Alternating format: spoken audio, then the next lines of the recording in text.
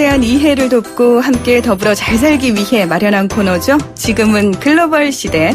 오늘은 대한변협 법률구조재단의 오승연 사무차장 스튜디오에 나오셨습니다. 안녕하세요. 네, 안녕하세요. 네, 저희가 매주 이 시간 이 코너가요, 그 다문화 가족과 관련된 이야기를 나누는 코너인데, 대한변협 법률구조재단과 다문화 가정, 도대체 어떤 관계가 있을까? 이렇게 좀 궁금해하시는 분들 계실 것 같아요. 그런데 이 다문화 가족을 위해서 대한변협 법률구조재단이 아주 중요한 역할을 하고 계신다면서요. 네, 그 대한변협 법률구조재단은 경제적으로 어렵고 법을 몰라서 억울하게 권리를 침해받은 분들의 소송을 도와드리는 그 대한변호사협회가 설립한 법률구조기구입니다. 이에 경제적 약자, 다문화 가정, 난민, 북한 이탈 주민, 가정폭력, 성폭력 피해자 등을 대상으로 민사, 형사, 가사, 행정의 모든 소송을 지원을 하고 있으며 그 현재 전국에 1,200명이 넘는 변호사가 수행 변호사로 봉사하고 있습니다. 네, 또 2015년 한국건강가정진흥원 양육비 이행 관련 출범 이후 업무 협약을 체결하여 양육비 이행 확보를 위한 소송 지원을 함께 하고 있으며 정기적인 실무 협의를 통해서 양육비 관련 법제도 개선을 위한 노력을 기울이고 있습니다. 네. 근데 변호사분들도 뭐 법에 대해서 다 잘 아시지만 또 개인적으로 전문 분야가 따로 있으시잖아요. 근데 제가 얘기 듣기로 우리 오승연 변호사님께서는 다문화 가정 전문이다, 이런 얘기가 있더라고요. 과찬이십니다. 그 재단의 다양한 그 법률구조 사건 중에 저희 다문화와 양육비 사건에 좀 많은 관심을 갖고 수행을 하고 있습니다. 네. 네, 또 7년간 대한변호사협회 다문화 가정 법률 지원의 위원으로 활동하면서 현재는 간사를 맡고 있고 2017-18년도 한국건강가정진흥원 다누리콜 전문가 자문단 위원으로 활동하였습니다. 전문가 맞으시네요.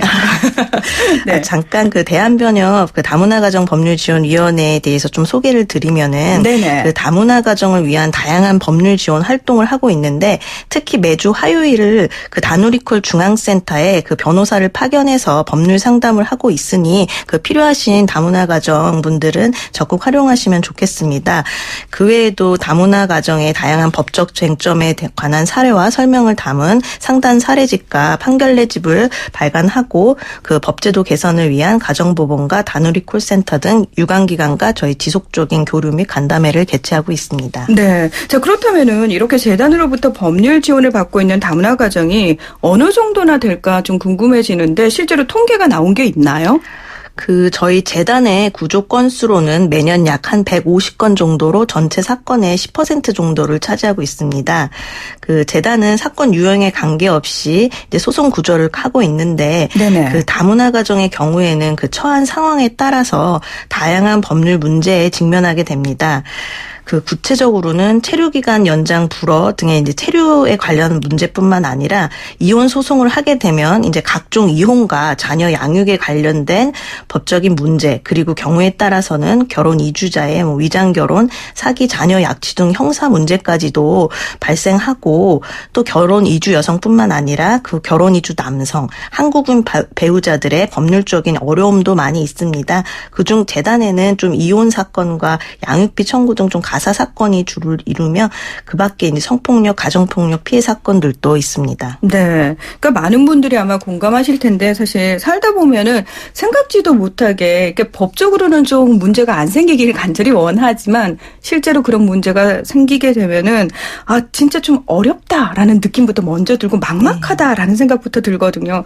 근데 우리 문화에 익숙지 않은 다문화 가정일 경우 이게 얼마나 더 심할까 이런 생각도 들고요. 네. 그 다문화 가정 경우에는 이제 체류의 불안정 그리고 언어 문제 등으로 소송을 하는 데 있어서 이제 어려움이 좀 많습니다. 실제 서류 발급 등 이제 증거 수집에 있어서도 그렇고 네. 또 특히 어려운 법률 용어를 이해하고 표현하는 것을 좀 어려워합니다. 네, 뭐 법률 용어는 우리나라 말을 쓰는 우리나라 사람들한테도 사실은 힘들거든요. 예. 이 최근에 베트남 이주 여성이 한국말을 못하고 그 베트남 음식을 먹는다는 이유로 무차별적인 폭행을 당한 사건이 있어서 뭐 전 국민적인 공분뿐만 아니라 베트남의 여론도 안 좋아지고 있는데요. 실제로 이 다문화 가족 분들이 재단의 도움을 받은 사례를 얘기를 해주시면은 저희가 이해하는데 훨씬 좀 빠를 것 같습니다. 네. 그 앞서 좀 말씀드렸듯이 이제 다양한 사건들이 있지만 오늘은 이제 그 중에서 그 결혼 이주 여성의 구조 사건에 관해서 이제 좀 소개드리겠습니다. 그 소송 과정을 통해서 가족 관계가 좀 회복된 사건인데요. 네. 그 중국 국적의 신청인이 한국인 남성과 2000년경에 이제 중국에서 만나서 사실혼 관계를 같이 생활을 하다가 그 아이를 출산하였습니다. 근데 아이가 태어난 지 얼마 지나지 않아서 이제 상대방이 사업차 중국의 다른 시로 이주한다고 한 이후에 갑자기 연락을 두절하였고, 신청인이 이제 수소문 끝에 뒤늦게 상대방이 유부남이었다는 사실과 또 상대방이 한국으로 돌아갔다는 사실을 알게 되었습니다. 네.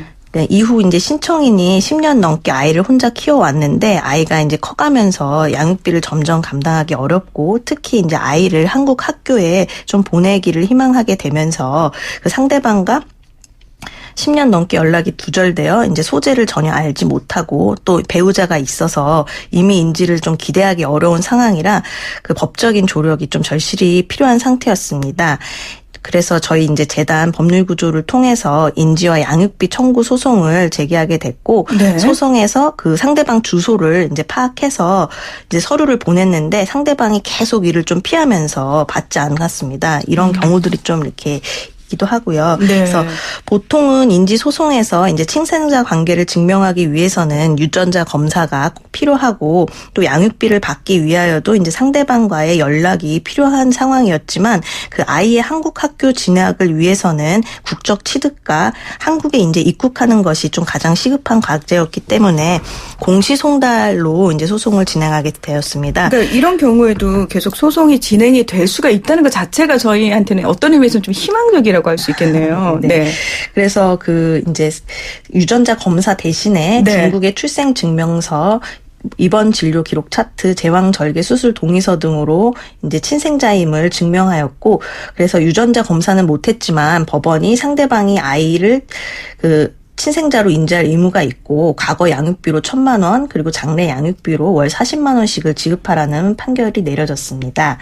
그리고 이제 이후에 실제로 양육비를 지급받기 위해서 다시 법원에 이행명령 신청을 하면서 또 상대방의 연락처와 부동산 보유 사실을 소송 과정에서 이제 알아냈습니다. 네네. 그렇지만 이제 뭐 추가적인 법 조치에 앞서서 이제 개인적으로 이제 좀 연락을 해서 임의로 뭐 좀 양육비를 지급을 요청을 했었는데 상대방이 좀 이를 거절해서 신청인이 크게 실망을 하고 어쩔 수 없이 이제 부동산 강제 경매를 신청하게 되었습니다. 그러자 이제 상대방이 갑자기 태도를 이제 좀 변경해서 적극적으로 협의를 원하면서 그 미지급 양육비를 지급하였고, 그래서 이제 경매 신청을 취하해서 종결된 건이었습니다. 이후로도 이제 아이가 한국에 입국해서 처음으로 이제 아빠를 만나게 되었고, 그리고 중국으로 돌아가서도 다시 이제 아빠와 전화 통화를 하는 등 좀 오랜 기간 단절된 부녀 관계가 회복될 수 있었습니다. 네, 실무적으로도 뭐 유전자 검사 없이 공시송달로 인지가 인용된 좀 의미 있는 사례라고 하겠습니다. 네, 이 과정 자체가 만약에 혼자서 진행을 해야 된다라고 한다면 엄두를 못 낼 과정인데 그 도움을 주시니까 사실 가능하지 않았나라는 생각이 드는데, 다문화 가정을 왜 꾸리다가 이혼을 하는 경우에요. 한국에 이제 계속 거주하기가 좀 힘들어서 불가피하게 해외에서 아이를 키우는 경우도 사실 있거든요. 그렇게 되면은 이 해외에서 한국에 있는 비양육자를 상대로 소송을 할 수도 있는 건가요? 네. 그 최근에 그 인도네시아에서 이제 아이를 양육하면서 한국에 거주하는 친부를 상대로 이제 양육비 소송을 한 그 소송에 대한 좀 판결이 있었습니다. 네네. 이 사건의 경우에도 그 이제 유전자 검사를 못해서 상대방이 그 당시 같이 거주할 때 자신이 친부임을 인정하는 인증서와 양육비 이체 내역 등으로 이제 친생자임의 인정되었고, 또 추후에 그 월 55만 원의 양육비가 책정되었었는데 그게 과다하다고 상대방이 항소를 했는데, 이에 대해 이제 인도네시아의 환율과 물가, 경제 상황과 그동안 아이의 양육에 소요된 비용과 앞으로 지출될 예상 비용 등을 소명해서 양육비 금액이 이제 그대로 확정되는 좀 판결이 내려졌습니다. 이와 같이 좀 실제로 해외에 거주하면서 한국에 있는 전 남편이나 친부를 상대로 양육비 소송을 하기도 하는데, 이 경우에는 그 현재 아이의 양육 상황과 그 지출에 대한 구체적인 설명이 필요하기도 하고, 경우에 따라서는 그 법원에서 현지 경제 상황과 물가 등에 대해서 이제 소명을 요구하기도 해서 이에 대한 좀 준비도 필요합니다. 네. 자, 저희가 왜 이 시간을 통해서 사실 한국건강가정진흥원의 다누리 콜센터가 다문화 가족을 위해서 꼭 필요한 시스템이다. 많은 도움을 주고 있다. 이런 얘기들 자주 했거든요. 근데 이 재단 측에서도 사실 직접적으로 법률 지원을 해주시잖아요. 그러면서 다누리 콜센터의 역할에 대해서 이 정말 필요한 서비스다. 중요한 역할을 하고 있다. 이런 생각 많이 하실 것 같습니다. 어떠세요? 네. 그 한국건강가정진흥원 그 다누리 콜센터 수원 지부하고 제가 이제 다수의 소송을 좀 함께 하면서 필요성을 좀 많이 느꼈습니다. 그 실제로 그 변호사와 당사자 간의 원만한 의사소통을 가능하게 하고 그 당사자의 사실 조사와 증거 수집을 돕고 법원에 대동해서 이게 통역도 해주는 그런 역할을 수행하면서 그 다문화 가족을 지원하는 변호사들에게도 큰 도움을 주고 있습니다. 또 다누리 콜센터 상담원들의 경우에는 대부분 우수한 한국어 실력을 가지고 있고 다문화 가족에 관련된 법률 지식과 그 내담자에 대한 높은 이해와 업무 적극성을 가지고 있습니다. 그 내담자들 또한 그 외국인 상담원과 자국어로 상담을 함으로써 심리적으로 높은 안정감과 신뢰를 보였습니다. 네, 우리 사무처장님께서도 상당히 보람이 있으실 것 같은데, 자, 지금은 글로벌 시대, 오늘은 다문화 가족을 위한 법률 지원을 직접적으로 도와주고 계신 대한변협 법률구조재단 오승연 사무처장과 함께 이야기 나누고 있는데요. 이렇게 직접 소송을 좀 많이 진행을 하시면서 다문화 가족과 관련된 법적 또 제도적 개선이 필요하다 이렇게 피부로 느낀 부분도 있으실 것 같아요. 네. 그 결혼 이민자는 그 최초 입국 시부터 정상적인 결혼을 영위하는 동안에도 그 끊임없이 체류에 관한 문제에 직면하게 되고 이혼 후에도 계속해서 한국에 체류하기 위해서는 좀 체류 자격이 있어야 합니다. 그 만약 미성년 자녀가 있다면은 아이를 키우고 면접 교섭권을 인정받아서 체류가 가능하지만 그 밖의 경우에는 그 결혼 이민자 본인에게 기책 사유가 없거나 한국인 배우자에게 기책 사유가 있음을 인정받아야만 체류할 수 있습니다. 네. 네. 그런데 실무상 상대방에게 기책 사유가 있다 하더라도 조정이나 화해 공고 결정에 의한 경우에는 그 판결과 동일한 효력이 있음에도 불구하고 그 체류 연장이 거의 이루어지지 않고 있고 그 법원 판결이 있는 경우에도 기책 사유에 대한 별도의 심사를 하기도 합니다.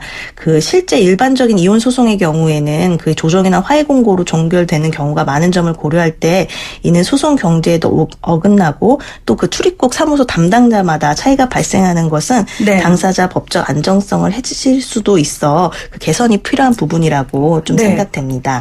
이 구체적인 신청 절차와 필요 서류들 저희가 어디로 연락을 하면 좀 자세히 알 수 있을까요? 전화번호 좀 알려주시기 바랍니다. 네, 저희 그 법률구조재단에 그 신청서하고 재산관계 소명하는 자료, 사건관계 자료를 제출하면은 저희가 심사를 거쳐서 구조 결정이 이루어지게 되고 이후 변호사님을 지정해서 사건을 진행하시면 되고요. 그 구체적인 그 절차들은 그 신청 절차와 필요 서류는 전화 02-3476-6515 또는 홈페이지를 좀 참조해 주시면 감사하겠습니다. 네, 오늘 말씀 고맙습니다. 네, 감사합니다. 네, 지금까지 대한변협 법률구조재단 오승연 사무처장이었습니다. 저는 내일 아침 10시 10분에 다시 찾아오겠습니다. 지금까지 문희정이었습니다. 함께해 주신 여러분 고맙습니다.